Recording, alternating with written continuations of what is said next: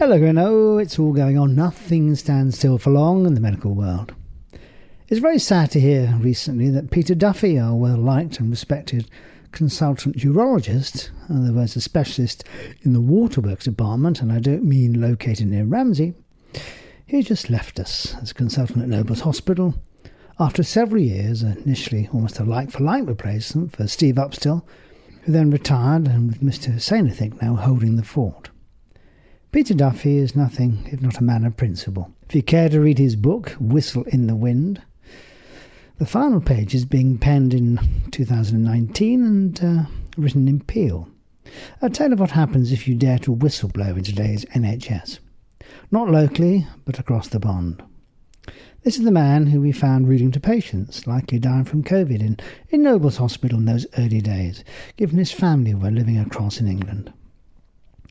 Now, we've had some recall of events from the avuncular former Chief Fire Officer Godfrey Kane recently. If you listen to Manx Radio, as we look back on that fateful day in early August 1973.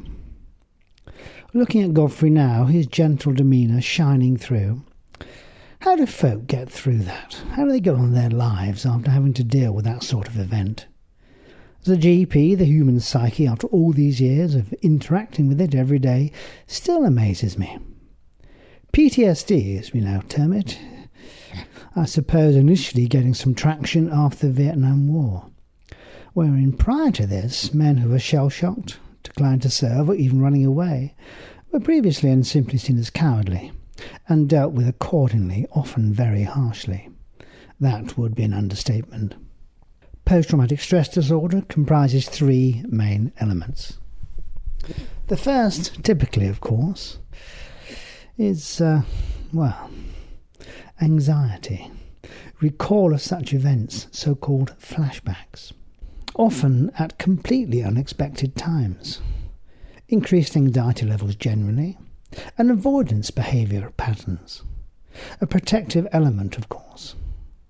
The passing of the years, if the issue is not processed or dealt with, may simply freeze PTSD in some individuals.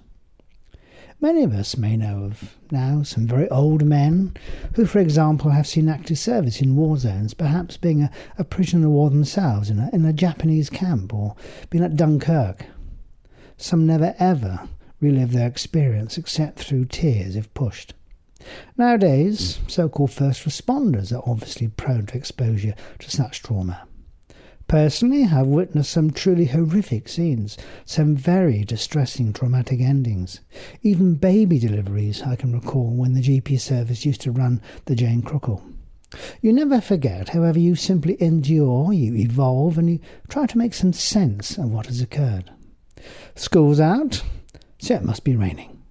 Lots of summer bugs, though, are moving around at the moment, be they strep throats, tummy bugs, and there is a concern of a potential later in the year, anyway, measles outbreak, given the post-COVID drop in MMR vaccination rates.